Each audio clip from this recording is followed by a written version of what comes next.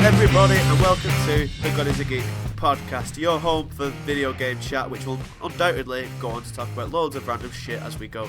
Last podcast was a load of talk about American food, and no doubt we'll find fucking, I don't know, what's the word called again when you go off topic? Digressions. Tangent. Digressions. I'm pretty sure Right, that's the one. I was wrong. Yeah. Clearly, It's okay. It works.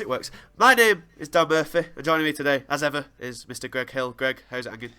I am doing very well. Thank you very much. How are you all doing? I'm alright, apart from I can't breathe out of my nose, and it keeps snowing in Sheffield in late April. It's quite annoying. Yeah, so it was snowing here as well, and it was like, Yeah, but you're in make up my Scotland. fucking You're in mind. the north. You're For fuck's sake, I know, but like, it's not meant to snow in fucking You're in the April. land of always winter. Like, Yeah, but I know it's always fucking cold up here. It actually was really sunny like the other week, and I got a tan on my face, and I was like, fucking yes. I was like walking about my face fully I out got all the tan. time. We went. It was last Wednesday. It was fucking roasting. Went into a beer garden for a couple of hours, and I was golden brown. And then it's snowing. Yesterday, I walked into a lecture, and it was sunny outside. Walked out, it was fucking a blizzard. It's like, what the fuck? I know. Make up It's a your joke. mind. It's a joke. Also with me today is the very tired, very worn out Mike Stubbsy. Stubbsy, why are you tired again? Because I got back from London like 20 minutes ago. Where do you live, and how long away is London? I left the place that I was at in London at about 6 o'clock and got back just before 9. So it takes about 3 hours to get from central London back home. Oh And god, this is disastrous. that involves like tube, train, and drive. So, apart from being tired through travel, how are you? I'm good. I kind of haven't really had a moment to think about anything over the last few weeks.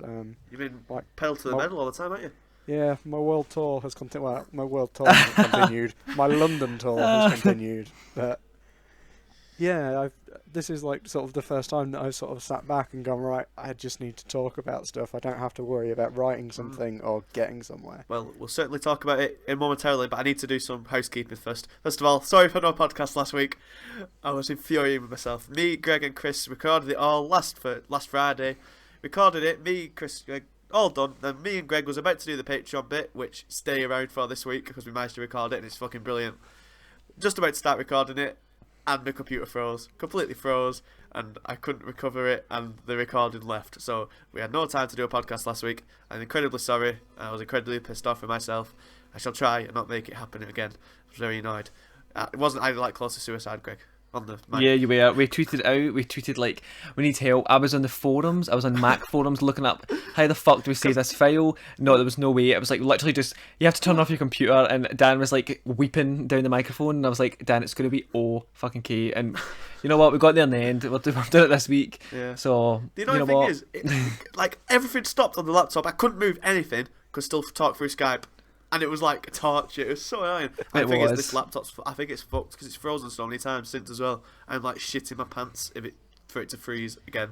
See, like my McAfee, is that what it's called? McAfee, is that what it's called? No, McAfee. Sorry, it's McAfee or I don't know what the fuck it's called, right? But it comes up all the time saying I have viruses, and I'm like, no, I don't. And it quarantines a lot of my mail as well. So I'm convinced mine is going down the same road as yours, Stan. We need to. Is that a Mac? Yeah. Well, get that shit off there, man. I've never heard of No, but it's McAfee like before. mail. It's like what McAfee? It's just like a security No, program. it's legit, because the McAfee creator guy was the guy who was suspected of murder and then ran away from the cops for like a year. Oh my god. Okay, so maybe I should get like Norton or something like that. Because if you've got a Mac, you don't need an antivirus. Well, it keeps coming up saying it's quarantining a lot of my mail and stuff like that. It's like Trojan horses and all that. I'm like, fuck off. Don't need It's that. trying to get you to buy the proper version. Oh, It well, I'm tells not you gonna you've buy got it. Shit. Like, I got a then- student version, like, through my university. Like, I got a free download of it. But, you know what? It's horrific. Fuck it. It's because I was going to say it's because I download, like, loads of, like, soundtracks and stuff like that. And it probably is. But, yeah. We'll talk about my computer troubles some other time. And another bit of housekeeping I need to do, because even though we started it last week and I did my big announcement with Chris by my side, but obviously we lost it all. We started a new podcast, Chris and I, Geek of Thrones, talking about Game of Thrones every week. It's really good. I enjoy it. We go into excruciatingly acute detail on everything on the episode. It's really good. So the preview episode for season 6 and the first episode for the first episode of season 6 is also out. So go and catch up, go and listen. We appreciate your support, rating, subscribing, and all that on the iTunes. Before we kick out to the games, have we seen Game of Thrones, gentlemen? I Yes. have. Can I be a guest on the podcast, please? Because I have lots of opinions about Game of Thrones, and no one to share them with. Yeah, we'll see. We'll see. If you're a good boy, we'll see. What did you think of the episode? It's I don't know. It was okay. Like, I saw Cullum tweet something, and I was like, "That's spot on." Like, I couldn't have said it better myself. It was just something like Game of Thrones was just fine. Like, it wasn't anything special. It was just okay, and I was like, "That's exactly like what it was." It wasn't anything like to blow over or anything, but it was okay. Like, To me, it felt like, you know how in the first 3 seasons or so, the big moment would always happen in episode 9, and then episode 10 would be like setting everything up. Yeah, It felt like because the big moment happened in episode 10 last year, that they needed to set stuff up this episode. So as long as I still feel like they could have cut a lot of scenes out and finished off the wall. yeah, big time. Because I feel like It was really short as well for a premiere. it felt really short. Because I was watching it with my sister, and I was like, it came to the end. I was like, is that fucking it? Like, really? But like, I'm glad it's back and stuff like that. But I don't know. We'll just see. It'll pick up pace, I think. But Yeah, I agree. But now that it's out pacing the books, like, I don't know what's coming, so I'm kind of like nervous. Stubbsy? The correct answer to your question about if it's good or not is that it was shit for about 45 minutes. I don't get how you like the one scene that probably shouldn't have been... Another scene that shouldn't have been in it. Right, no, and then after 45 minutes, Maisie Williams comes on the screen You just for love about Maisie Williams. 3 minutes, and after that it's shit after. You just like Maisie Williams, don't you? Yeah. It's I'm a like big wrestling with Bailey. It's just... Yeah. Bailey and Maisie Williams are Yeah. like the two people that just make everything perfect. Yeah, I can see why. Well, if you want to talk more and listen more about Game of Thrones, check out Geek of Thrones, where we're doing it. Me and Chris will do it, and maybe Greg sometime, in great detail and a lot more. I know, than if we can I'm do here, allowed, 'cause if I'm spoilers allowed. and stuff. Anyway, we've got to talk about games and stuff. Mike, you can finally tell us about why you went to North Carolina to go and see. Well, I think you told us what you saw, but what did you actually see? Well, I was about to say something else.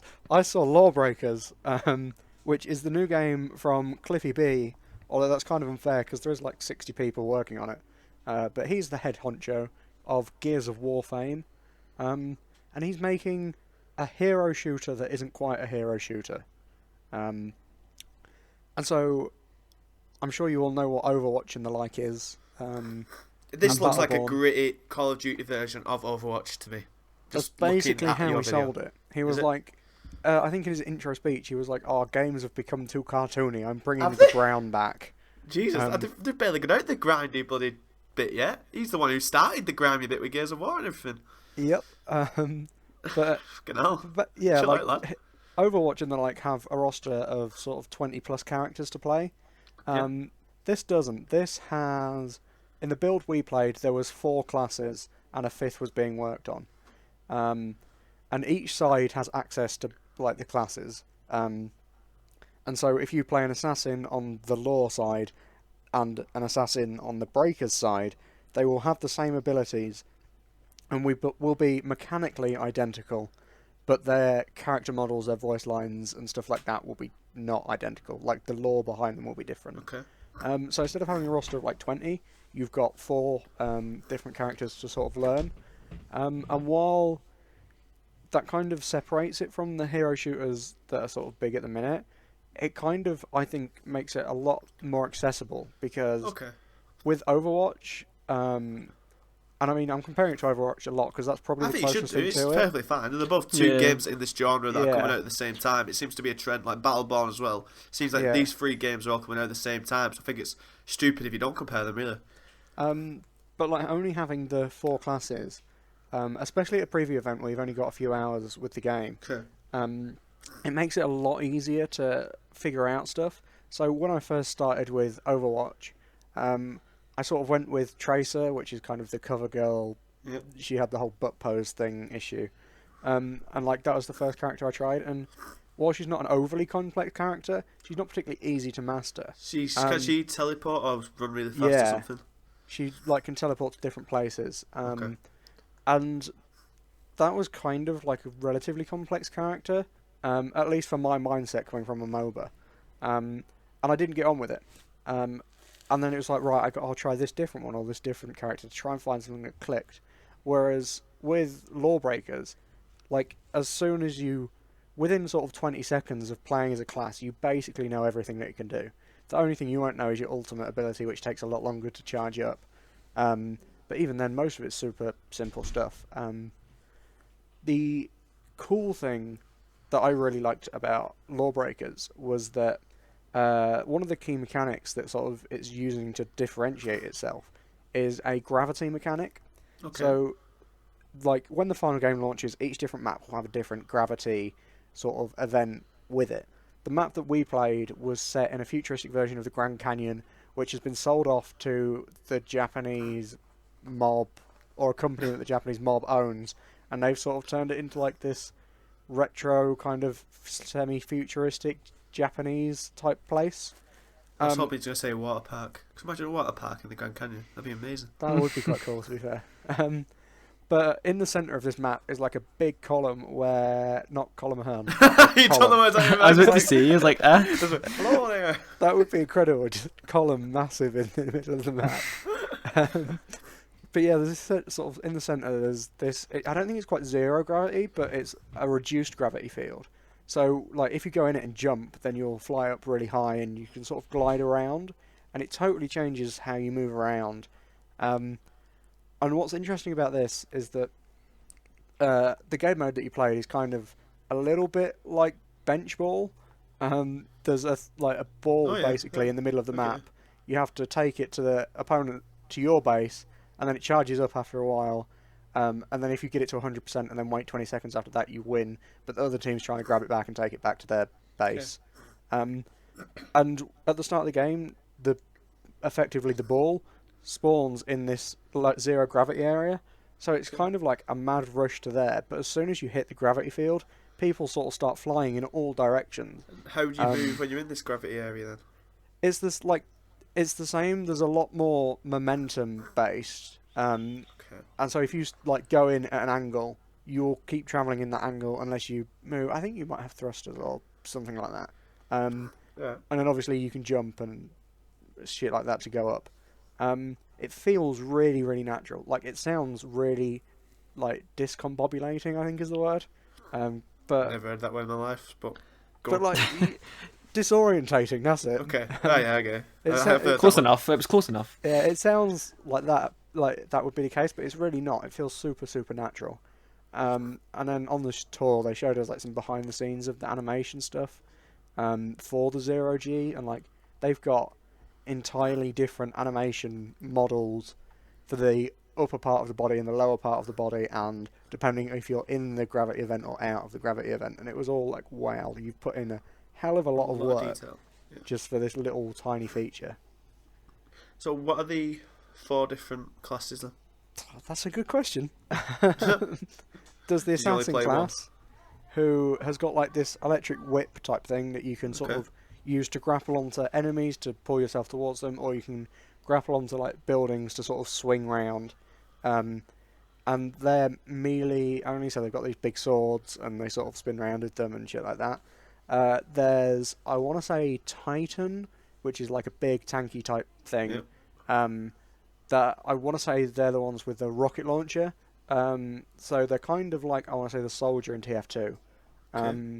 But their ultimate ability sort of allows them to like fire electric out of their hands for some reason. And they become really tanky and shit like that. Then there's like standard assault man. I can't remember the class name, but I assume it's something bollocks like assault. He's got an assault rifle, unsurprisingly. And then he's got like a rocket launcher that sort of locks on to enemies. But it takes a while to lock on, and that's quite powerful. And then... Sniper. There's always a sniper. No, there wasn't actually a sniper. Oh, so that might be the 5th but one we're looking at. Like, the map was too small to accommodate a proper sniper. Okay. I'm thinking the 3rd one is another tanky type thing. Oh yeah, there's another one that's kind of a tank, and they have a minigun. And I think it's that one that has the ultimate ability of like slamming into the ground and creating like a zero G field. So quite a few times, and you can see this in the footage that we've got on our YouTube. Quite a lot of times, what would happen is when there's like loads of people fighting in the enemy base, which is quite a confined space, whoever was playing his character would come in, use their ult, which kind of sends everyone flying into 0G, and then because no one is expecting it, they're all like, whoa, what the fuck, where am I? And then as like the big guy, you can clear them out. So that's really cool. So is that how like these characters interact then? Because obviously, like you say, there's 4 times less number of characters than there is in Overwatch, and the point of Overwatch is they want all the different characters to work together and operate together and to adapt as you go to win. So how are these 4 characters going to... Is that the only way they'll interact, or is there any other way, like tactics you can do with these characters working together and stuff? Oh yeah, like tactically, any shooter, there's going to be tactical stuff in it. And so one thing that we kind of figured out was if you've got one of the big guys who has that 0G ability, if you use that, like if there's a group of enemies and you use that and send them up into the air, and then once you've done that and they're all like, where the hell am I? One of the assassins who's like really quick can sort of sneak in, grab the battery and sneak out. And then while everyone else is in the air, people like the rocket launch guy or the assault rifle guy can like take pot shots at the people that are floating in the air because they're not really sure where they are for a few seconds. So if it all works, and that's the key thing, if it all works, then you can wipe out a team. But for our level, bearing in mind, A, we're games journalists and so terrible at games, and B, it was our first time playing, like that never happened. It was just sort of like the only time we actually did something good in the footage that we've got, or that we pretty much did something good, is when Cliff Blazinski got like a double kill, and then we managed to take the battery off that, and it's just like the guy who is making the game is the only one that managed to do something that looked really cool. So, Greg, have you got any interest in any of these hero shooters, or like anything that about Lawbreakers with its, it seems like its hook from just a visual perspective is that it's the gritty version of your colourful Overwatch and Battleborn. So is anything that Mike said like struck you, interest or anything? I think Lawbreakers, from what Mike's saying, like I've seen that, obviously seen the trailer and stuff like that, like I think it does look more accessible. It looks like more fun as well. Like in my mind, like stuff like Battleborn, Overwatch, and I hadn't really heard of Lawbreakers, so I'm not going to put that into the kind of mix, but they just kind of merged into my head as like kind of one game. Like I just look at them as they're really similar. Like I suppose it's not really a fair judgment though, because I've not played them, not really been into them, I've not really kept up with their developments or anything like that, but they just kind of seem really similar to me. But after watching the Lawbreakers trailer and stuff like that, it does, like I would agree with Mike, that it does look more, obviously I haven't played it, but it does look more accessible for someone like me who isn't really into games like that. Like I used to enjoy like a good first person shooter, like I used to love Call of Duty like back in the day, who didn't really, but like now I just feel like I'm just like the industry, not the industry, the market is saturated with like games like this, and I'm just like sick looking at first person shooters. But I think it's really important for developers and stuff like that to include like kind of a unique selling point to kind of hook people back in like me, because I'm sitting the brink, like if they brought back a Call of Duty Modern Warfare remaster, like who would have thought? I would like definitely buy it, but I think it just has to be something, has to like be unique about it, otherwise it's not gonna like kind of hit the big marks or anything like that, or sell really that well. I don't know, that's my 2 cents. You've played lots of both. You played both Overwatch and Lawbreakers. What was Lawbreakers on, by the way? PC, I presume. PC, yeah. They it's PC only, and they said. See, that just puts it on its own kind of playing field, then, really, doesn't it? I know, because Overwatch and the others are going to console. Overwatch is going to be bollocks on consoles. Like you'll play it for 2 months and then no one will play it. Do you think? Yeah, I've called that numerous times. But what was quite interesting is they said, this is at the Lawbreakers event, they said that they themselves, as in Boss Key the studio, are never going to do Lawbreakers on console. If it were to happen, they would get another development company to make it. So, which one do you prefer? Are they too different to say that? They're not too different. I think it's just a case of I've played way more Overwatch than I've played Lawbreakers. Okay. So Overwatch, I know what it is. Lawbreakers, I want to play more of to figure out what it can be. At this stage, I would say I've probably enjoyed my hours with Overwatch more than I have with Lawbreakers, but I don't think it's quite a fair comparison because of A, the setting I played Lawbreakers in, and B, the fact that we only got a few hours. See, just to me, as like I've only seen like your preview and then the odd game footage of Overwatch. I don't know. Just Overwatch seems different to me. It seems like personality, colour, something new. Obviously, Blizzard doing a first-person shooter like this is completely new, and it just seems a bit of the unknown to me. Whereas Lawbreakers, well, obviously different. It's got the gravity stuff, like you say. It's just immediately off-putting because it just looks like every other shooter ever. Do you get me? Yeah, I see what you mean there. What I'm quite annoyed about with Overwatch is the fact it's not free to play, because if it was, I would have made all of you lot that are like, hey, I like first-person shooters, but I'm not really sure about this. I would have made all of you lot play it. All I see. on I the would same play team. it. Like I would play it if it was free to play. Like just for a Exactly. demo, even if it was a demo. Isn't do you know what I mean? There's a beta beta, 5th of like May? next week. I think. Oh yeah, I might try the beta. Like I've got so many fucking betas to try. Like I've got to try that Neo. Yeah, that that just came out of nowhere. Like It looks absolutely yesterday. amazing, and I'm like I haven't played it yet. I've got it downloaded. I haven't played it yet, so I need to play that. But I'll probably will try Overwatch because like these like was Evolve third person or first person? I First can't person. remember. Yeah. Was Well, it? that was bollocks. See, I actually liked Evolve. Like I played the beta like before it came out, and I actually loved it. And I bought it one day, and then like before I'd opened it, like before I had took out the packaging, the cellophane, anything, I took it back because I was just like I didn't That really says want a it lot. because like I bought it and it was like 40 quid, and I was like I could do so much more with that 40 quid, so I took it back. And that says a lot. That's like my Evolve story. Like that's Evolve in a nutshell. At I least think you've got an Evolve story. Most people never fucking. It came out and it was never heard of again. it was Poor, quite sad like, because I actually thought it was quite good. Like the beta was a lot of fun. They But just fucked it from the off with the. it was DLC all stuff. it was the DLC stuff because I was like I can't keep up with that mince, so it was taken right back. Is £40 there- gift card. I don't think there is, but is there anything on single player with Lawbreakers, or is it just a multiplayer thing? Like they all have this trend at the minute. I want to say it was multiplayer only, but don't quote me on See, that. that would I be may something. totally wrong. That'd be something that'd give it a hook for me. Like if it had a first person, a campaign. Campaign. I See- tell you, campaigns are so underrated at the minute. There's a reason Call of Duty, no matter how shit they are, keeps putting them in the games.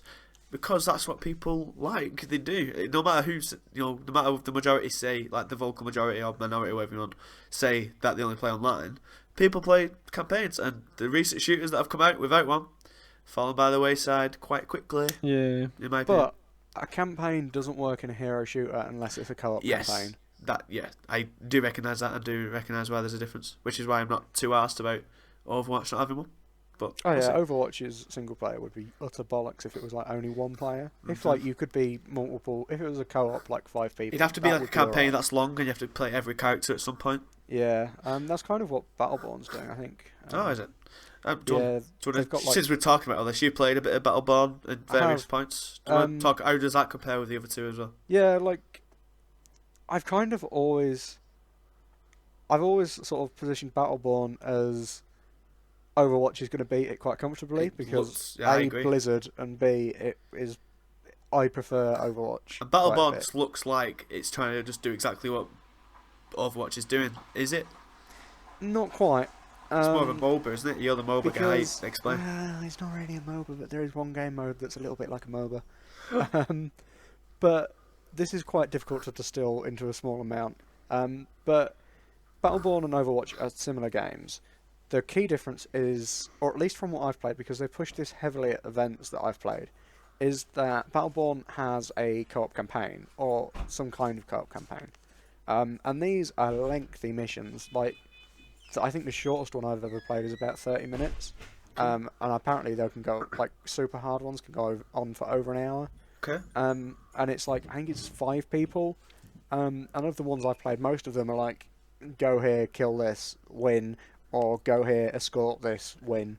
So the missions themselves aren't that varied, but the sub-objectives within them are quite interesting. And you get random little challenges that pop up, like kill X amount of this enemy in 30 seconds or something like that. And that bit I'm quite sold on. I actually quite enjoyed the co-op campaign. I think my only issue is finding people to play it with. What I'm not quite so sold on is the actual multiplayer of it. Okay. Which Why's that? I will preface this by saying I haven't played as much of the multiplayer as I have of the co-op stuff, which seems crazy for a multiplayer game, but hey ho. The multiplayer stuff, that's where it feels like a worse Overwatch. I don't know if it's just because I haven't played as much, but I don't quite like the characters as much as I do in Overwatch. Some of the characters seem too assigned to a certain role. So, like, Mushroom Man is a healer, and is always going to be a healer. and then like Sniper Man is a sniper and is always going to be a sniper. So how's Whereas- that different in Overwatch then? Like Overwatch, you've got Widowmaker who's the sniper, Yeah. but yet her gun can also be an assault rifle if you're not zoomed in, so she can Okay. fulfill 2 roles. Or like you've got Lucio, who is technically one of the best healers in the game, but can also offer a speed boost and can actually do a fair bit of damage. And so Overwatch has kind of got the Dota thing, where almost every hero can fulfill technically different roles. Like, they will have one role that they're really good at, but you could always play them in a different role. Whereas Battleborn kind of has the League thing, where a character is built for a certain role, and the chances of that changing are very slim, Okay. or will only happen to a few over time. So, of the 2 that are coming out soon, Overwatch and Battleborn, I think Overwatch has got it quite comfortably. Although that is me saying that having played 30 hours of Overwatch and probably about 5 of Battleborn. And I would say Battleborn's pushing hard on the TV. Like, I've seen loads of edits of Yes. Battleborn, and I always think when it starts, I always think, oh, Overwatch advert. Then I'm like, oh, Battleborn. Oh yeah. So they're pushing, and like They I think are. that's. But saying I that mean- Overwatch has been advertising for over a year, hasn't it? Yeah, like Battleborn's out Tuesday, so that's Oh, probably that's why. mad. Whereas Overwatch is end of next month. I believe so it's 20th of May, or maybe 28th. I want to say something like 23rd. that. I've got maybe. my calendar up 24th, the 24th. Tuesday. I was close. Nearly. I only Same know day as that. Mirror's Edge. I only know that because I'm going to pitch some stuff about it. So Ooh. I've got that date. Sort of Is in mind. Battleborn the one with like the 8 million characters? Like, there are so many. Odd. No. How many characters are there? Because like I remember like they were unveiling them all, and it was I like, want to say Battleborn's like 25, and Well, that's a Overwatch is lot. 21. whoa, that's actual loads. Like, but see that's like off-putting to me as well, because like, but I suppose Fire Emblem Fates has the exact same amount of characters. You know what? I'm just Yeah, a true. I'm just a fat fucking hypocrite. The thing is, mate, I feel So I'm like gonna shut my fucking face. I feel like I've only seen a few bits of Overwatch. I know basically all the characters. Like, I didn't know who that Lucio guy was, but I know who the main iconic characters are: the gorilla, the sniper, Tracer, obviously, the Mercy girl, the gunslinger guy, the Reaper. I feel like I know loads of their characters already because they're all distinct. Whereas I don't know anything out of Battleborn at all. Oh no, you'll know the Mushroom Man, surely. Never Everyone seen knows the. Oh, I know them. Mushroom I know the fucking mushroom man. Oh, I'm gonna have to- Ma'am. Is he actually called the Mushroom Mushroom Man? Man? No, he's I got a don't know, proper he name. does look but like one, fuck though. knows what it is. Exactly, that's what I'm saying. They don't have the They don't have the personality. I don't think. Oh, I do know what you mean. It's called Maiko. Maiko Yes. Eldrio. Don't know. He looks cool, but they just don't. I don't know. All the characters kind of look like they're quite insecty, so they're all like of a similar style, just from looking at them. And then I don't know. I think feel that's like just of the main ones. I think they've is a marketed. I think big they've army guy as chosen well. their marketing heroes slightly wrong because they do all seem very similar. There is some that are quite different. yeah, I don't know. They do look cool, but I just feel like they're just doing the same thing at the same time to a game that's coming out by a better studio with a more established like characters already. But I don't know, we're dictated nearly half an hour talking about these shooter things. Greg, you've been playing Japanese stuff, obviously. Always, fucking always. Yeah, Yeah, I was explain playing. this again because our Yeah. podcast died last week. I Sorry. actually talked about this like for a long time. No, it wasn't a long time. It wasn't that long, but I did like I think you describe basically all dedicated of about it. 15 minutes to it, and I presume you've played a lot more since then. Not really, because I've been so fucking busy. Like, I'm really scared because I don't get it up for like embargo. Like, fuck, because like one of the embargoes is like I don't know. It's released like really early May. Like I think it's like the first week in May sometime, and I go on holiday on like the 4th, I think. So like I need to get it done like out the fucking way. And the next embargo is like the middle of May, and I'm still on holiday then, so I'm gonna have to play it and then write the review while on holiday. So that's fucking dedication. Anyway, Final Oh, you're Fates. going to bloody Thailand, aren't you? If I remember Philippines. Oh, close Going enough. to the Philippines. I can't wait for stories when you come back from there. I actually read online on the government website, it's like travel advice, it's like a fucking terrorist hive right now. So like there's like kidnappings and stuff like that, and I'm like, oh, that's gonna be so good. Like, can't wait to go and lie on the beach, drink a fucking whatever. Like I don't drink, so I'll be drinking cola, and get kidnapped by ISIS. So no thanks, I'll just cancel the holiday. Anyway, I've been playing Fire Emblem Fates. I'm playing Conquest, which is the harder one. There's Birthright, which is I you feel we need to choose. explain what this is. I'll There's explain two it all games. again. Yeah, Well, there's actually no, one 3, game. Oh, but it's the three. two It's main supposed to be. games, which like, Birthright is when your character decides to stay with their like birth family. Like basically, I was going to explain the kind of like premise, and then I'll explain the games. Right, I get there. Basically, you are like a princess, or you can be a princess or a prince. It depends. You can just choose either guy or girl. You can name them. I named mine Corin. So Corin is like a Norian princess. So there's Nor and Hoshido. She is part of Nor. She's the princess, and then she gets kidnapped, taken to Hoshido, and it turns out they're actually her real family. So like, spoiler alert, they're her real family. But it's basically the first 6 chapters of each game are exactly the same. And then once you get to chapter 6, you can choose whether to stick with your birth family in Hoshido or go back to Nor, and like to your kind of adopted family. Like, they're all really nice. Like, both sides are really nice. But like on the Norian side, there's like a really evil king called King Garen, and he's your father, and he's like just like like sick fuck. Like, you just hate him. So you can either go back or stay. So I had to go back to like my adopted family with the evil king, because I was assigned Conquest review, and it's the hardest one. So it's like when you pick Conquest, it comes up saying that this is like a really challenging game. It's like there's limited XP and stuff like that to gather. It'll be a real like it'll be really difficult and stuff like that. Do you want to continue? And I was like, I fucking guess I'll have to. And to be quite honest, that wasn't the path I wanted to choose. I wanted to go to Hoshido, and I actually picked that first, like thinking I was like doing the right thing. And then Adam said to me, you're meant to pick the other one. And I was like, oh, for fuck's sake! So I had to like start all again. Anyway, so Fire Emblem Fates, it started off really like difficult. I've never played it before, so I kind of had to like learn it really fast. The battle system it's a lot of fun. Like, you really have to like think about it. It's one of those like strategy titles. The battlefield is like tiled, and there's like a huge variety of characters. There's loads that get introduced. Like, most of them, like some of them you just won't use at all. Others you'll kind of like have all the time on your team. I can't remember how many you can have. I think it's like up to 12 or 16, I think. And you move all them like around the battlefield. It's kind of like chess actually, but like on weird kind of shaped boards, and like if things can happen, like you get this power called Dragon Vein that can alter like the environment, so you can like kind of block off pathways that enemies can't get to and stuff like that, but then it might open another one, so like enemies can like round the back of you and stuff like that. So you really have to sit and think about it. Like, when I was in London recently for an event, and like I sat and played it like basically all day. I was waiting for my flight home, and like I just sat for like you can sit for like 10 minutes, like just without making a turn, just like trying to plan out what would be the best way. So your like characters can combine like kind of power. So you put them next to each other, and you attack an enemy, like they can back each other up. And once they've backed each other up, they kind of like gain a bit of like relationship. Like their relationship goes up, and then you can end up like marrying them and stuff like that. So it's kind of like a life sim, like almost slightly, but it's I'm like really enjoying it, but the difficulties kind of put me off, because it goes from being really difficult to being just like, it's not bad, like you can get through it, and then other times it's just like you can't do it. Like, I'm getting like killed off in like my first like 5 turns, because the enemies are coming out like everywhere. Like sometimes in levels will come out, they'll just like spawn again. And it depending on like what kind of class each character is, they'll be targeted, and they can get like double damage and stuff like that. So it's like, you really have to sit and think about it. And like, I can't remember what chapter I'm on. I've just opened my 3DS and check. Beautiful. I don't know, I think I'm on chapter like 17, because I'm in the middle of a battle now.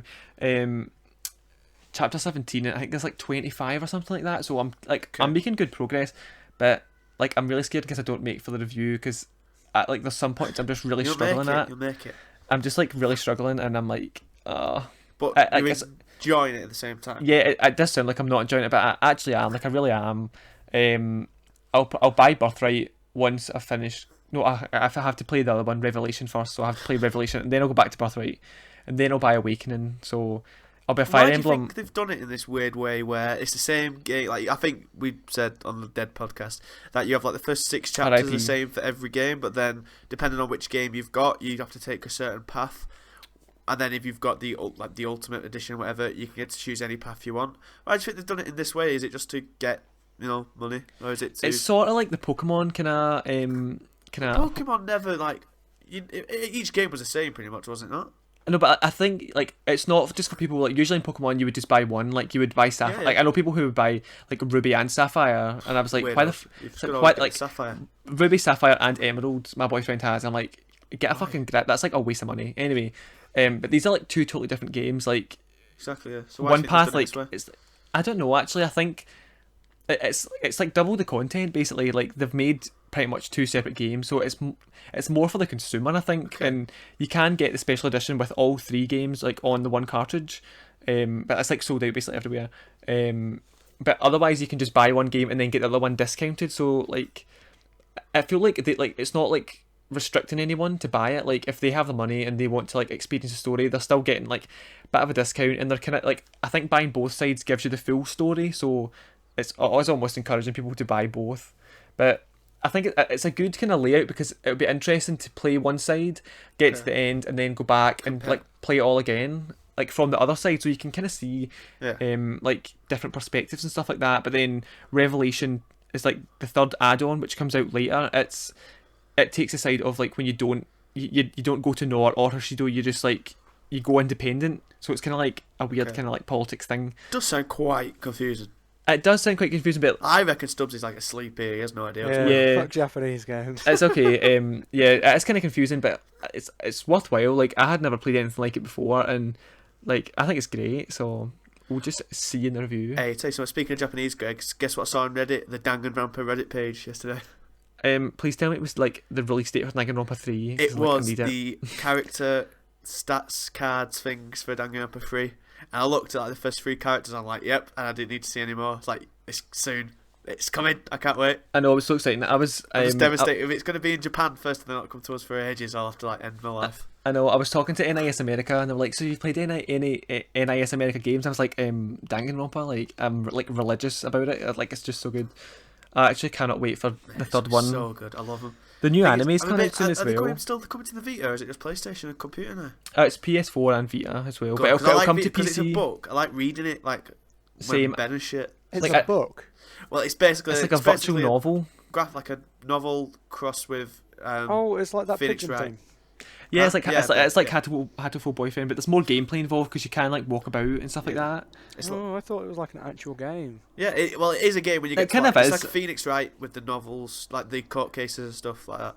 But I just Yeah. played all that with a guide basically because I always It's get it wrong. so good. I actually have like Monokuma, everything, all of my MacBook. They're great stories, Stubbsy. I think you'd actually like it because it isn't I think you would as well. over the top Japanese stuff. Like this Japanese element, like the characters are obviously a couple of them are very Japanese. All the names are Japanese and all that type of stuff. And but like the characters, you all think they're proper stereotype characters, and then they're not. And it's really, Yeah. really good. I think you'd actually enjoy it. But It's like the way they do the murders and stuff like that, and like how Oh, it's it's all like brutal. works out. It's like just like Oh, the best writing I think I've have you- ever seen in a video you game. played was it the first? Which one's the nurse? Which game's the nurse in? The nurse. Yeah, have you played both? Yeah, Yeah, I played both. the nurse. Yeah, the nurse. She I had don't like know. purple hair. She was always scared and falling over and shit. I think it's the island. I think it was the second one, because Yeah. like then it's because she always like exposes herself Yeah. and stuff like that, Yeah, like by exactly. accident. That's not, like, the only bit where you're like, fuck's sake. But then I it plays know. into the actual murder, so it is clever. The bit when you know the music one, the what? the musical. Oh yeah, Right, her fucking. Mate, I was like going no when it Oh was her no. murder. Like, oh fucking hell, that was grim. Sorry, just brief spoiler, but yeah, play Yeah. them because it's fucking ace. Anyway, tell you what I've been playing. Speaking of PS Vita, Severed. No, I hear crickets. Yeah, Nobody I have know what like Severed are. I've seen like so many review threads and stuff like that about it, but like I have no idea. So fill me in, please. Well, the combat. The easiest way to tell you what it is that basically it's Fruit Ninja. I used to love Fruit Ninja. That's Well- that's the iPhone game that you like slice up the Yeah. fruit. Oh my god, I used to love that. So you like this, but basically calling it Fruit Ninja would be underselling it quite a bit because you fight like Fruit Ninja. You slice on the touchscreen of the Vita at these really well designed enemies, but when they attack you, you've got to like either like deflect, like you've got to swipe in the opposite way of their swipe to block them, or for some enemies you have to like stab them in the eyes and blow bubbles off them and stuff to stop them from to calm them down and then expose them so you can attack them before they attack you. So basically, that's what it is. It's a dungeon crawler, where the combat is all touch based. So so basically you're just like it's really just like Fruit Ninja, like the controls are like Fruit Ninja by cutting them up and stuff like that. Yeah, yeah. That But sounds like really good. Like, it's cool. actually, I'm just gonna Google it now. Yeah. Two things. Well, you'd have thought, because Fruit Ninja is what you play on the toilet for free. Well, Or the commute, either I'm one. a guy who likes to sit on the toilet for a while, but whatever time you like to sit on the toilet for, that's how long you play Fruit Ninja for when it was popular. So you're always playing it in quick bursts, and it never gets old. The problem with people might have thought with Severed, that how do they make a gimmick, because it is a gimmick, how do they make a gimmicky combat thing like this work? And they do, and I'll tell you why, because the enemies are always getting different. They're either introducing new enemies, which have different attack patterns and different like difficulty and all that type of stuff. And then the enemies are always getting new armour that you have to destroy before you can beat them and stuff like that. So they're always changing right up to the end. And then you're always changing up into the end as well. You get an ability where you can freeze one enemy for like a certain amount of time, so you can freeze them and then kill them straight away, or freeze them so they don't attack you and turn to other enemies.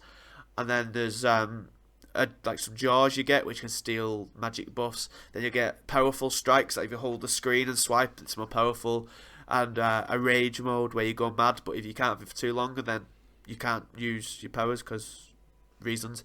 But it's really good. I think the outline of every battle is pretty much the same. So it's a dungeon crawler, so you come across an encounter, you fight up to 7, but most of the time it's only 3 or 4, and you've got to time it right each time to kill the enemy and then be ready to face an enemy that's about to hit you and block them. So the outline of each battle is the same, but every battle's coloured in slightly differently, and that reason it never got quite boring to me. It's really, really good, I find, for a console that's near enough dead. For Drinkbox, that's really rude. I'm actually offended by that. No, it is. Come on, I love the Vita. Don't get me wrong, but it's one of the best consoles of recent times. It is, yeah, but it's not sold. I don't think it's sold over. They've just left it in like the bin. They're just like, we don't want to talk about the Vita. Like, why it's so good? Any of its exclusives it did have, like Tearaway and Danganronpa, they're on different stuff now. They've only got like the Uncharted one and the Killzone one. That was like, good exclusive. though. Uncharted Golden Abyss was very good. I tried. Was it? I've seen it on really sale a liked it. million times. It was on PS Plus, and I tried playing it, and I can't do shooters like that on Vita. Like the Danganronpa shooter, Despair Girl. Oh, see, I reviewed that. Like, I actually had to bomb through it because I was like, "Fuck, I need to finish this." It was like, I don't know, it was really weird. Like, it just was weird, but I liked it. It was weird. I don't know what it is, but I just can't play third-person shooters on. No, they don't Vita. really work that way. Like, I think I said that in my don't review. It just doesn't, like, it's just not. Doesn't feel right. Mm-hmm. But oh well. But 7, it's really, really good. Like I said, the combat, I'd say, because it's like the same with Guacamelee, where you've got to go back to different areas to find all the secrets and all that type of stuff. So that drags it out a bit. But I said the game, if you find everything, 100% complete it, which I did, and then the trophy didn't pop. I should have got a platinum and I didn't. I was quite annoyed. Oh my god, have you got it yet? No, not popped. Oh my god, I would tweet them like, excuse me. Mate, I was talking to another guy who reviewed it to just like find this last like brain or whatever, or find these weird like puzzles, and I couldn't. And then I did it, and then I 100% completed it, and no trophy popped. I was like, well then. Is there any like story to it or anything? Is it just like... right. There is. Basically, the art style is exactly the same as Guacamelee. Like that cel-shaded, really beautiful look, but the world is a lot more darker and eerie and mysterious. You know, like Guacamelee was like sunshine, mariachi world. Like it was, the evil skeletons were coming, but there were still like inhabited towns and stuff like that. It was like a lived-in world. Whereas this is desolate, abandoned. I don't know if it's the underworld because there's some weird creatures about, or just like a place that's been devoured by something pretty horrible. There's like a big bad dragon that is doing stuff. But basically, you're a one-armed woman named Sasha, whose family is all dead in this underworld. Jesus Christ. Yeah, it's quite grim when you first come across one of your family members and there's tree roots going through their eyeballs. And you've got to go through these worlds and beat the bosses with the family members, take them so you can get out of the world. Well, that's the story. But the story to me, it felt a little flat, whereas the world it was in itself was really cool and what drove me on. It's mysterious and eerie and like really ambiguous as to what actually happened there. There's a guy who's like your helper, I suppose. Not helper, but like, I don't know, like your Obi-Wan Kenobi type guy who's like, he always turns up behind you and gives you good advice. Then there's a two-headed bird with only a mouth for a face that cracks some funny jokes. And then like you think it's all deserted place, but then this old wanderer woman is like always scurrying out the corner of your eye. It's like a really interesting world. The story to me, the story felt like the ending's a bit disappointing, I found, but the world is. I'd like a Guacamelee game in that world, if you get me, because it was really cool, like really mysterious. It does sound really good. What did you give it in your review? I haven't read I your think I review. give it 8. I give it an 8 because whilst I liked everything, I thought I said the story. I'm a big story guy, so that falling a bit flat to me was a little disappointing. And then there's some other stuff. The puzzles in it, like I feel like they're pretty shit, and they're only there to prolong the game time. And also, with how you hold it, the Vita when you're playing, I feel it gets a bit awkward because if you imagine. You hold it with your left hand all the time and use the right stick to move. And when you're in combat, you've got to use your right hand to fight. So you're not holding it as you normally would. Yeah. You're holding it with one hand. So after a while, it gets awkward. I could never work out if I liked having the Vita on the table whilst playing. So is there any motion controls or anything? No, there's not at all. Thank fuck. But I feel like there's one thing they should have done which they didn't. In combat situations, to face the enemies like one by one. You rotate your character with the stick. Instead, I feel like it should have been the bumpers, like to move. Because I don't know how a left-handed person plays this. Yeah, that's a shame actually. The right analog stick doesn't move at all, so you can't use your stronger hand. Yeah. I really don't know how they would, but yeah. Apart from that, really good. Like there are a couple of, I'm not left-handed, so it didn't really affect me. I'd like to know if it does affect a left-handed person, but yeah, it's really enjoyable. I really liked it a lot. Good. Check it out. The Vita's not dead quite yet. I think the And line it will never die in my heart. No, never. It's a shame. Stubbsy, you've also been playing some other stuff. You played Angry Birds. Why? I have. Right, get this. Oh, right, come on. Actually, no.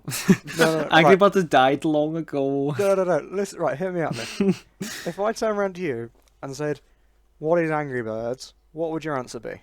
Shit. No offense, like I know like it was a big hit and there's like fucking Angry Bird plushies and there's movies and stuff like that, but like I just feel like it's so saturated now. But if you're gonna snatch me bald with like some info like that's gonna like just make me love it, go for it. Right. I'm ready. So, classic Angry Birds is pull the little slingshot back, Yeah. fire the bird into the building and kill the pigs, right? Yeah. Yeah. This new Angry Birds Oh game, no, it's not a third-person shooter. right? Oh Get god. this. New Angry Birds game, which I believe is out like today, maybe available to download On what? on iPhone Okay. and Android, is a 3D pinball puzzle game. What? Okay, come on now, So- Movio, come on. It's like a kind of third-person top-down view, and there's like this little sort of setup, and there's either one egg or two egg or like a few eggs scattered around, and you've got to like I pull found back on the bird to fire him in the opposite direction to get him to like bounce off shit to hit the eggs, Okay. and then you get a certain amount of shot. It's kind of like mini golf, but It's called Angry Birds Action. it is called Angry Birds I Action. found it. It's free. Which, right, it's called Angry Birds Action because there's so much action in it. Ooh. Are you being serious or sarcastic? No, that's legitimately what they told me. Oh, wait, also it's on the front page of the App Store, I just found it. Also, the Angry Birds are like not quite. They are cartoon, but like the realistic cartoon. It's like when they did the SpongeBob update or the Simpsons update. Yeah, They're like they're a bit more doing- realistic, and they look fucking shit. It's It based looks off quite the movie, good. and in the movie they have legs and their wings are kind of like arms. Yeah, it's fucking So- creepy. Looks really weird. But right, the game itself I'm not quite sold on. What is quite cool, or I say quite cool, what's a little bit bollocks but has a quite cool element to it, is that because they're releasing this film and it's all tied into the film and they want people to go see the film, they've basically gone to every company in the world and gone, hey, we have this brand that people quite like, why don't you put it on your products, right? Okay. And all these companies, because they like money, went, yes, that's a good idea, let's work together. So for the movie, they've got like Lego sets coming out, H&M are making clothes, McDonald's wow. are doing Happy Meals toys, there's Pez dispensers, there's like iPad covers, there's loads and loads of shit. Oh right? god, that just sounds outrageous. And all of this stuff, and even like posters for the movie and shit, have got these little black symbols that are kind of like QR codes. And what you can do is you can scan one of them with the game, and you'll get like a little mini game. Right. And that is more like Angry Birds. Like I think the Lego one is basically original Angry Birds, although I'm not sure on that. But like the McDonald's one, that's just like on the bit of paper that you get on the tray at McDonald's, Okay. is like You know, like the whack-a-mole games that you get like in the arcade where you've got to Yeah, whack yeah. shit. It's basically like that, but with pigs. And like, bear in mind, it's at McDonald's. You get it with Happy Meals, and it's Angry Birds. You'd think it'd be quite easy. Now, It's either not. I'm really bad at this game, or it was way too hard for their target market. But yeah, like, I went there and I kind of spent the day with them, and it's clear that they are really, really high on the movie and the game and all the licensed products as one experience. Experience. And there's another thing is another way you can to unlock this core pinball game has, I think, 2 islands. One is like the Birds Island, and another one is the Pigs Island. Yeah, and it says exclusive But- clip from the movie. But you can only get the Pigs Island if you go see the movie. And to get it, what you have to do is when the credits roll, Oh my have god, to- no. you have to get your phone out. And then because you're a good person and have turned your phone off at the cinema, you have to Yeah. turn your phone on while still sat watching the credits. Go to the Angry Birds app, and then like scan it, and then it picks up a sound in the cinema. Oh So, my god, It fuck picks up a off. sound, and then that unlocks the second island. How are That's- 7-year-olds going to do this? Oh my god. And Yeah. we're gonna have a lot of upset parents like, Timmy, put your phone away at the pictures. Fucking. See, It's like, I asked what you them this. doing, you little cunt? Won't I asked them this, smack it and out I your was hand. like, "You do realise that you don't get your phone out at the cinema?" And they were like, "Yeah, we looked into this quite a lot, but we decided that if we do it at the credits, people are leaving anyway." I'm like, I love the "Right." credits. This is the best bit. Leaving, exactly. So what they're going to do? No one's going to play this fucking island level unless there's Exactly. one guy in like his fucking Angry Birds, fucking rainbreaker, windbreaker, just But- fucking sitting, waiting, There's an just even better bit, sweating. right? You get an alternate ending to the film. Basically, Yeah, you is get that what the the exclusive clip is? basically the extra credits of a Marvel film, Fucking hell. but it's Oh. a slight alternate ending to the actual film. So you also get that. Oh my, that just it's like abysmal, Just by let the it way. die. Who made is it Rovio? Rovio Yeah. plus Right, like I want to get this. The game itself is actually not that bad. Like, I could see myself playing this pinball thing. Okay. Well, it's The not Angry bollocks that you Birds, though, have is to it? go to the cinema and do all that, I'm not a fan of. yeah, because you actually would have to like you couldn't just like get it anyway. Like you have to actually go and sit through the actual film, like 2 hours of your life that you don't want to spend watching an Angry Birds film. Like I used to like I've got like a lot of respect for people who make games like that and stuff like that. Like Rovio, keep doing you. You know what I mean?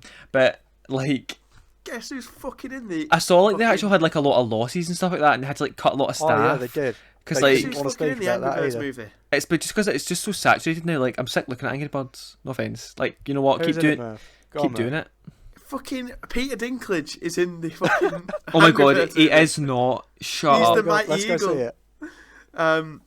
I don't know who Titus Burgess is, but he's in it. Jason Sudeikis. Oh, he was is in. He's quite We're funny. We're the Millers. And Oh, Saturday yeah. Night Live. I and love that Horrible film. Bosses. He's in it. He's the main bird. Sean Penn is in it. I actually want to see the film just to see what it's like. Because Bill I Hader's really, in it, who's like- always in funny stuff. I really liked Angry Birds back in the day. And while I'm not entirely sold on this, like the new game it's fun enough. I kind of do want to see the movie. It's just I'm probably not in a position where I want to see it so much that I'll go to the cinema and pay for it. And then it's like, well, when it hits streaming services, are you still going to be able to get the extra content for the game? Am I Oh my, still gonna that's a care good then? question. That's a good question. Yeah. Can you not just, when it comes out of DVD, we'll be able to get it. Exactly. So It's a fucking weird one, that. it's a weird way of doing things. I think it would have been much better if they'd just gone, right, here's a new game that we're tying into the movie, everything is included, and then, like, oh, you can scan, like, to get the extra mini games, you can scan these codes on our products, that's fine. Like, most They of the could've- they products you should've don't done- have to buy. They But should have the done fact- that thing at the beginning of the movie, because cinemas now, like Cinema, they do like quizzes and shit on your phone before movies and stuff. Yeah, So- fuck that, that's bollocks. Well, Man. I never use them because it's like Fucking put my phone phones away. should be handed in at reception I when you wouldn't go go- to the cinema. Did you and see then that thing a claimed couple back. of weeks ago about a cinema trying to say that you can be on your phone or whatever? Oh, I did see that. I was like, that's Fuck off. disgusting. Like, oh my days! Like Angry Birds. It came out today. It's only got 12, like a bracket 12 next to it. Yeah, so like 12 people have reviewed it, but it's like, what other reviews? It's like, let's read some. Well, it's 3.5. It's just getting really shady. App Store reviews So, live on like the podcast. the majority is 5-star, but I'm assuming Rovo did those themselves. So And there's actually I'm looking. no That's so written sick. reviews, I That's don't like, think. I'm gonna get sacked from this podcast. So there's 3 stars. That's like the second one, and then it goes to 2 stars, 1 star. Like its majority is 5-star, and then it goes down to 3-star, 2-star, and 1-star and 4-star are kind of like the same. That was So really 12 confusing. Right. 12 ratings and no written reviews for a fucking Angry Birds game, which is once the biggest thing on iPhones by an absolute It came mile. out today, man. Like, Come on. cut Yeah. it some slack. But then Beyonce dropped her album, and it was like top of the charts in 2 fucking seconds. There you fucking go. Well, yeah, but So- there's a bit of a difference between Beyonce and Angry Birds, isn't there? Angry Birds used to be No, the they're Beyonce both of Angry apps. Birds. Hey! Come on, that was good. Right. Oh, she is. Oh my god, I like that one. I appreciate that. That was fucking good. I'm happy with that. I That's do a think good- you should download it and give it a chance. Just I to see will. if good. I will actually. I will Right, I'll download it and download try it it. and give it a go. I'll download it as well. We'll talk about it next week. We'll give you like an update on like how good it was. It's probably gonna be an amazing watch. Greg, you've got some new stuff we want to talk about. We've got a few minutes left. Yeah. What do you wanna Okay. hit with us? Let's chat about the big news And because. Mike, we'll talk why about not? Stardew Valley one day. Okay, trust me. We'll do a so- Stardew Valley special. Oh, we will. We'll do Oh, like a we full will. hour. I'll download it and everything. Like, I actually did download it and then deleted it, When they but release that's, it on that's a something story I for can another play day. When they release it, something I can play it on. We'll do it. Just You can play it on Mac. yeah, I'm not Stubbsy doing will send that you. shady He'll send you. shit. He'll send you like the code, not the code, like the info. Enough as it is. Okay, so the news is this is like scalding hot tea. Modern Warfare remastered. Anyone have an interest? Mate, Yeah. I'm buzzing. To play, Yeah, I'm ready. Like I could take it the now. Like to thanks. play the I'll ghillie have it suit now. mission again. Like Um, the best mission ever. Best missions and like the full fucking series. Fuck with Mhm. me. It was they were the best, most like intense gaming hours of my life. So Call of Duty Infinite Warfare, I'm over it. Like I don't need to know. Oh, I mean, imagine if it. Call of Duty 4 is obviously going to outsell it, or you can't get it unless you get the other one, can't you? I know. it is? I'm assuming you should. I think you'd be able to buy it separate. Like I think it would just be stupid if you have to It'll buy. sell it massively. Yeah. It will. It will, and that's like kind of embarrassing. But yeah, Imagine if they only do the campaign though, and not actually the online. it No, should they, be. They have to do The online. boiled piss would be beautiful. Yeah. To be fair. Oh, I know. It'd be like a tsunami of boiled piss. It should be out by. Oh, was it the leaked image November said 4th. I believe. 4th November, so it's 4 days before my birthday. So that'll be for my birthday. Thanks. So yeah, 4th November. That's what we're kind of looking at. We don't know. It does look legit, but who knows these days? See, I'm telling you, we should go pro in Call of Duty 4 Remastered. mate, I told you, that was just before me. Like Modern Warfare 2 was when I got in. Well, Yeah, called you World young at War was bastard. when I got in. Then Modern Warfare 2 was when I peaked. World of War was the good one. Oh was my! good, I wasn't it? loved Good World at War. It was one of my Best sniper faves. Stalingrad was a fucking brutal mission. It was Yeah. no. It was definitely one of the best. Like, but Yeah, yeah. people hate it, but it's like It's so good, probably so the second underrated. best card. I Yeah, agree. definitely, Modern Warfare, yeah. Well, Modern Warfare 2 is the best for me. Always will be. Then World at War, then COD 4, and then the rest don't really. Modern I'd Warfare 2 was probably pretty go good. with It was the Yeah. best multiplayer. It's had the best map as well, Rust. Rust Yeah, was Rust. it was like see the amount of like that amount of hours I put into Rust, like Yeah. like sent me 4 Xbox controllers like with your pals and just like you were on it Did you for ever like play- hours. Did you ever play like Mike Myers and stuff? Yeah. Yeah, oh my It was what a god, oh it was classic game. so good. Anyway, 1v1 so Rust me, mate. oh my, Oh, There's yeah. only It's no 360 scope. now, Scout, mate. Yeah. those were the days. Actually, bring them back, please. So other news. Don't know if any are into Nintendo that much, but NX launch in March 2017. Don't know if that's like. Do you think it's bad that they're missing E3, Greg? Yes. That is the worst decision It is. they've made It is a all big year. mistake because like Good for us, Stubbsy, let's be honest, though. Oh no, that's bollocks for us because It is, uh-huh. I mean, you can fucking go to Nintendo now because fuck that. Fuck off. Yeah. Yeah. Nintendo.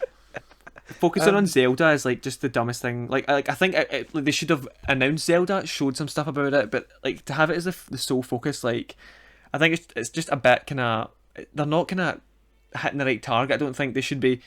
I think if they talked about NX, there would be like huge hype, but like just they're going to talk about it later in the year, which is just kind of a bit vague. Maybe it's all just a fucking red herring and they're Yeah, going it's to a blow everyone's ruse. mind. Imagine. But Like we were having, obviously, sorry, continue, Mike. we were having like a mini planning meeting for our E3 trip the other day. Mate, I left my mates in the pub and went, I'll be half an hour, just having a quick call. And it was like fucking 6 o'clock by the time we finished talking. It's like, you still there? And we went on, mate. I was like, oh, But sorry. we like went through all the publishers going like, right, do we need to see them? Do we need to send one person or do both of us need to go? And like we locked in Nintendo, both of us need to go probably for at least an hour, if not 2 hours. Which like E3 is a lot of time to dedicate to Nintendo. Yeah, huh. And then they've dropped this, I'm just like, Well, Yeah, I fuck it, I'm don't not like going. Zelda, so Murph can go see that one, and I'll go do something fun. It's also the only playable title they're going to have at E3 this Yep. year. Like Bollocks. they will talk about other things during E3, like their conference and stuff like that. But it's the only playable thing there, which is just like insane. And like for it to Exactly, come out for in like us on the show 2017, floor- oh yeah, for it's us on the just show floor, that, like, disastrous. One person can go play Zelda for half an hour, and that is the Nintendo appointment done and I know, dusted. like I think they should have at least like Pokemon Sun and Moon or something like that. Like Yeah, you know, I'd go play like that. vary it a bit. I know, like I would like live there for to play that. But anyway, fuck Nintendo, we're sick of them. Speaking of Nintendo, while we're here quickly, me and Moto, whatever it's Me Too, that shitty mobile game that died a death. Oh, didn't it? Miitomo. Oh yeah, that was like hot for like a hot 5 fucking seconds, and then everyone deleted it. I've still got it though, but I haven't been on it in like It 8 fucking, weeks. I nearly said a bad word then. It just rakes your memory, doesn't it? What was the big bad time. one? Just say it. The same, no. You It said takes a lot of your fucking. memory, doesn't it? You said fucking, and then you were just like, oh, Nah, I it's- almost said a bad right, word. imagine rake and swap one letter. Right, Oh, that's not. That's not that bad. yeah, Murph. Don't say that. That's sick. Exactly, that's what I'm saying. I'd stop myself. Yeah, well done, Murph. Thank you. So yeah, that died a death, didn't it? Big It time. did. Like I actually know. Like I mean, they passed like 8 million like unique users, but I'm not one of them.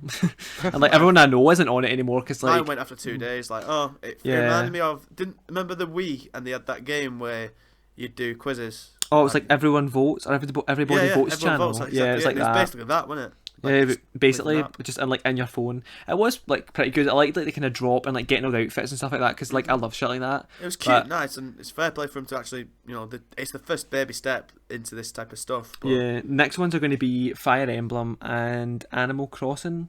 So I think that'll be pretty cool. I think branching out to stuff like that will be better, like an actual game series who has like established fans and stuff like that. That should be okay, but that's all the news really. Like I had other things, but like they're just really not like amazing. Now let's see, Oxenfree coming to PS4. Oh, I can't wait. That's That'll be brilliant. really good. Can't wait to play What else? Uncharted 4 copies. Lol. Making Amazon out have had early. a bad week, haven't they? Fuck me. Yeah, hardly amazing. Neo demo's out. I haven't played it yet, so I can't say much about Remember that. see what Amazon did with the only Prime members can buy these games thing? Oh yeah, that was quite funny. It was. Yeah, I, that it- was- I have Prime at the minute. Yeah, so do I. 6 month Same. discount. So I was like, ha. Atlas, NIS America are no longer going to publish at. NIS America will no longer publish Atlas games in Europe, so Persona 5 is without a publisher at the moment, which is devastating news for me and That's Dan. not coming out till next year, is it now? No, it won't come to next year. But Devastating. it's a big deal because they publish like stuff like Danganronpa and stuff like that, and like likewise Atlas used to publish NIS America's games in America, so it's kind of like a weird one. They said What? that they weren't really working that well, so Why would Atlas publish NIS America's games in America? I don't know because I think Atlas just have a bigger base. Hold on, I'll just read this article. I did write it, but it's been a long week. Hold on. While we're still talking, well, how long you be, Greg, before we move on to like Stubbsy going to some Master of Orient or whatever this is? Orion. No, it's just fuck it. Okay. Yeah, just fuck it. Do you want to talk about that quick time before we wrap up, Stubbsy? Yeah, Get so everything real out- Oh, quick- your esporty thing, you've got a choice. I'll mention esports in passing, but Master of Orion's the one that's quite cool because it's we've not got about time. Master Do of what you Orion; want. it's actually about a film. Yeah, sorry about that. So, Master of Orion is like wargaming's spacey type game that isn't World of Tanks. World Woo! of Warships, Thank is God. that one we did as well? Yeah, that's another one. And World of Warplanes. But it's like a Great. spacey 4X type game, and it's quite a cool game. Yeah. And I got invited to an event last night, rocked up at this cinema, and it turns out it was very little to do with Master of Orion. Like I got to speak to the developer of the very original Master of Orion back from like 1993. He was really interesting, and I got to speak to like a guy who works on the Curiosity Mars rover, and he was super interesting. Like I could have spoken to him for hours. What did he Was say this the most the- interesting thing? Was it the Sci-Fi London Film Festival you were Yes, at? it was Sci-Fi London Film Festival. I wrote a wee thing about it. Yeah, like, well, the interview will be in the site soon, so I'm not going to spoil it. But he like was really interesting. But the cool thing that is kind of not related to games, but I'm going to speak about anyway because fuck you all. Was like it was a film festival and the opening night, so they had this premiere of this British sci-fi film. I think it's called Capsule. Sounds And interesting. it's about, I think it's like the first manned space mission attempt. And I think it's based off a real story. I'm not entirely sure. Or it might be slightly based off fact. And it's like in the 60s or the 50s or whenever. And this guy, almost the entire movie is a single camera shot of a guy in like this tiny little space capsule thing. And it starts off and he's up there and he like wakes up from a blackout, and then he realizes that parts of his ship are fucked. And then it's like an hour and a half of trying to get him back down to Earth. Oh god. And, like the entire film, apart from a few scenes, is just his face in this like tiny little thing. Oh but god. it's all conversation based, Is like it good? radio conversation. And I really liked it. Like it starts off slow. It starts off slow as fuck. But that's good because it gets you so invested in this character that like come the last half you are praying that he makes it back to Earth safely. And so it's a really slow builder, but it gets really, really good in sort of the last third, I would say. So I don't think it will probably hit cinemas because it's like a really small British indie film, I think. But when it hits Netflix, you should definitely give it a shot. It does sound quite interesting. Like, did any of you see that film? What was it called? Moon? I think it was called Moon. And it had like it was a really weird like trippy film, and like this guy kept seeing his like dead body around, like he was stranded on the moon or something like that, and he kept seeing his dead body lying everywhere. And Sure, it was this like, isn't the John Lewis advert. no, it's not. It was close enough, but it was like one of the weirdest films I've ever seen. It kind of reminds me of that, but I'd be like interested in seeing it because like I don't know, like indie films are either really hit or really miss. Before the indie film we did and the Patreon bit coming next. Oh yeah, fucking stay around. Oh my god, it was worth the wait. Methinks. Do you want to mention your esports thing really quick, Stubbsy, before we wrap this show up? Oh yeah, really quick. This weekend is the CEVO Gfinity Season 9 Pro League Finals. Got Which the is like a names. massive Counter-Strike event, and I went down there for a couple of hours today, just because I could really. And Big man. yeah, like basically, I just walk in. I'll walk in and It's just over like here. yeah. But yeah, that's like it's the first of like what is looking to be many big Counter-Strike events in the UK. Okay. So if anyone is like, ooh, esports, I wonder what they are, then either go to Gfinity this weekend or ESL have got a big one at the O2 Arena in like 2 weeks' time. Whoa, that's enormous. Well, it's not that's at the enormous O2 venue. Arena, it's at the Indigo at O2, Oh, which is okay. like a mini theatre that's like 2,000 seats, I want to say. if That's that. not bad. But I don't know if they'll sell that or not. We'll see. But yeah, so like Counter-Strike is hitting the UK pretty big this year. So if you are remotely interested in esports, then you should come down and like you can tweet me and I'll put you like in the right direction if you want to get tickets and stuff like that. You'll get you on guest list. Yeah, like I'm trying to get Colin to come down to one of them. He was meant to come down this weekend, but he's going to Adams to do videos. I'm like, oh, you bastard, got out of it.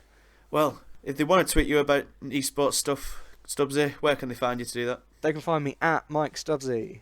Greg, where can they find you on the internet? They want to talk Japanese shit and sheebs with you. At Greg Hill, all I do is tweet pictures of sheebs and like I don't know, like I just tweet shit, but it's worth it. We were ranting about uni the other day, weren't we? Yeah, it was like a big fucking row.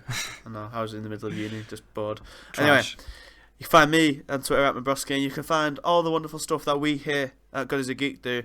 Well, you find us on Twitter at God is a Geek, on Facebook, search God is a Geek, godisgeek.com, who'd have thought, youtube.com/God is a Geek, and of course, patreon.com/God is a Geek. Throw us a couple of pennies our way, a couple of pounds, a couple of coins. Just help us get by, get us to more weird events like Stubbsy goes to for Angry Birds and shit, and get us to faraway countries for stuff, and just to get all content for you. Again, another shout out for the Geek of Thrones podcast, which started 2 weeks ago and is now 2 episodes strong. Really appreciate it if you gave that a listen and rate, subscribe, and all that jazz. And yeah, I don't think there's anything left to say. Apart from say goodbye, Stubbsy. Goodbye, Stubbsy. Oh, it always pisses me off that. I don't know why it shouldn't, but it just does. Greg, say goodbye. Goodbye. And it's goodbye from me. So long.